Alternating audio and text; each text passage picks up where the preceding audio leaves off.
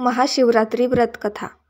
एकदा पार्वतीने परमेश्वर शिवशंकरांना विचारले, असे कोणते श्रेष्ठ तसेच सरळ व्रतपूजन आहे ज्यामुळे मृत्यू लोकातील प्राण्यांना तुमची कृपा प्राप्त होईल. उत्तरादाखल शंकराने पार्वतीला शिवरात्रीच्या व्रताची कथा सांगितली. एका गावात एक शिकारी राहत होता. मुक्या जनावरांची हत्या करून तो आपल्या कुटुंबाचे पालनपोषण करीत असे. तो सावकाराचा कर्जदार होता. त्याने त्याचे कर्ज वेळेवर चुकवले नव्हते. त्यामुळे संतापून सावकाराने शिकारीला शिवमठात कैदी बनवले. योगायोगाने त्याच दिवशी शिवरात्र होती. शिकारी ध्यानमग्न होऊन शिवासंबंधित धार्मिक गोष्टी ऐकत राहिला. चतुर्दशीला त्याने शिवरात्रीची कथाही ऐकली. सायंकाळी सावकाराने त्याला जवळ बोलावून कर्ज फेडण्याविषयी विचारले. शिकारी दुसऱ्या दिवशी सर्व कर्ज फेडेन असे वचन देऊन कैदेतून सुटला. आपल्या दिनचर्येप्रमाणे तो जंगलात शिकारीसाठी निघाला. पण दिवसभर कैदेत राहिल्यामुळे तो तहान भुकेने व्याकुळ झाला होता. शिकार करण्यासाठी तो तलावाकाठच्या बेलपत्राच्या झाडावर मचाण बांधू लागला. बेलवृक्षाच्या खाली बेलपत्रांनी झाकले गेलेले शिवलिंग होते. शिकाऱ्याला मात्र हे माहीत नव्हते. मचाण बनवताना त्याने ज्या फांद्या तोडल्या त्या योगायोगाने शिवलिंगावर पडल्या. या प्रकारे दिवसभर उपाशी असलेल्या शिकाऱ्याचे व्रतही झाले आणि त्याच्या करवी शिवलिंगावर बेलपत्रही वाहिले गेले. एका प्रहरानंतर एक गर्भिणी हरिणी तलावावर पाणी पिण्यासाठी पोहोचली. शिकाऱ्याने आपल्या धनुष्याने तिच्यावर नेम साधलाच होता. तितक्यात ती हरिणी बोलली, मी गर्भिणी आहे. तू एकाच वेळी 2 जीवांची हत्या करशील. हे योग्य नाही. मी आपल्या पिलाला जन्म देऊन लवकरच तुझ्या समोर येईल. तेव्हा तू मला मार. शिकाऱ्याने धनुष्य बाजूला ठेवले आणि हरिणी झाडाआड लुप्त झाली. काही वेळाने दुसरी हरिणी तेथून निघाली. शिकाऱ्याच्या आनंदाला पारावार उरला नाही. त्याने तिच्यावर नेम साधला. हे बघून त्या हरिणीने त्याला सांगितले की, हे पारधी, मी एक कामातुर विरहिणी आहे.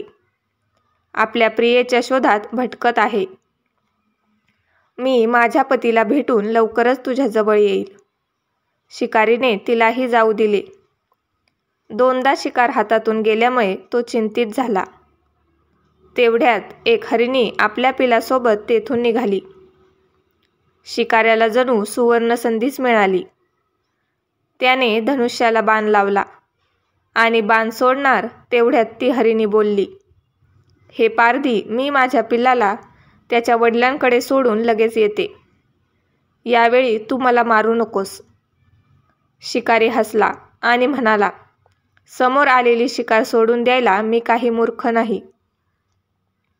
याआधी मी 2दा शिकार गमावली आहे.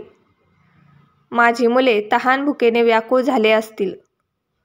उत्तरादाखल हरिणी म्हणाली, जशी तुला आपल्या मुलांची काळजी वाटते आहे तशीच मलाही वाटत आहे. त्यामुळे मी फक्त काही काळ तुझ्याकडून जीवनदान मागत आहे. माझ्यावर विश्वास ठेव. मी लगेच परत येईल. हरिणीचा तो व्याकुळ स्वर ऐकून शिकाऱ्याला तिची दया आली. त्याने तिलाही जाऊ दिले. शिकार न मिळाल्यामुळे तो बेलाच्या झाडावर बसून बेलपत्र तोडत खाली फेकत होता.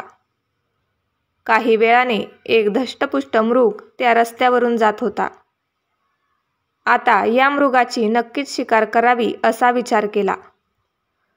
पण त्याच्यावर नेम धरला असता मृग दिनवाण्या स्वरात म्हणाला, हे पारधी, जर तू माझ्या आधी 3 हरिणींना मारले असेल तर मला मारण्यातही वेळ करू नकोस.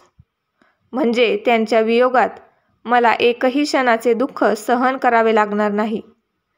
मी त्यांचा पती आहे आणि जर तू त्यांना जीवनदान दिले असशील तर मला काही क्षणांसाठी जीवनदान देण्याची कृपा कर. मी त्यांना भेटून तुझ्यासमोर हजर होईल.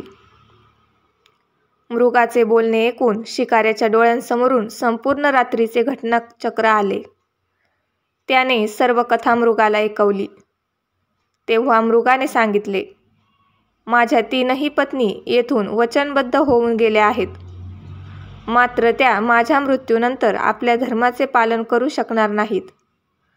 त्यामुळे तू मला आता जाऊ दे. मी त्यांच्या समवेत तुझ्यासमोर हजर होतो. उपवास, रात्रीचे जागरण तसेच शिवलिंगावर बेलपत्र चढवल्यामुळे शिकारीच्या हिंसक हृदयाचे निर्मल हृदयात परिवर्तन झाले होते. धनुष्य त्याच्या हातातून निसटले. शिवाने त्याच्या हृदयात बदल घडवून आणला. त्याला आपल्या भूतकाळातील कर्मांचा पश्चाताप झाला. थोड्याच वेळात मृग सपरिवार शिकाऱ्यासमोर आला. या प्राण्यांमधील प्रेम पाहून शिकाऱ्याच्या डोळ्यातून अश्रू वाहायला लागले. शिकाऱ्याने त्यांना न मारता आपणही मुक्या प्राण्यांची हिंसा न करण्याचे ठरवले. देवलोकातून समस्त देव ही घटना बघत होते. घटनेची परिणती झाल्याबरोबर देवी देवतांनी फुलांचा वर्षाव केला. तेव्हा शिकारी तसेच मृग परिवाराला मोक्षप्राप्ती मिळाली. अशाच नवनवीन कथा ऐकण्यासाठी मराठी नॉलेज यूट्यूब चॅनलला लाईक करा, शेअर करा आणि सबस्क्राईब करा.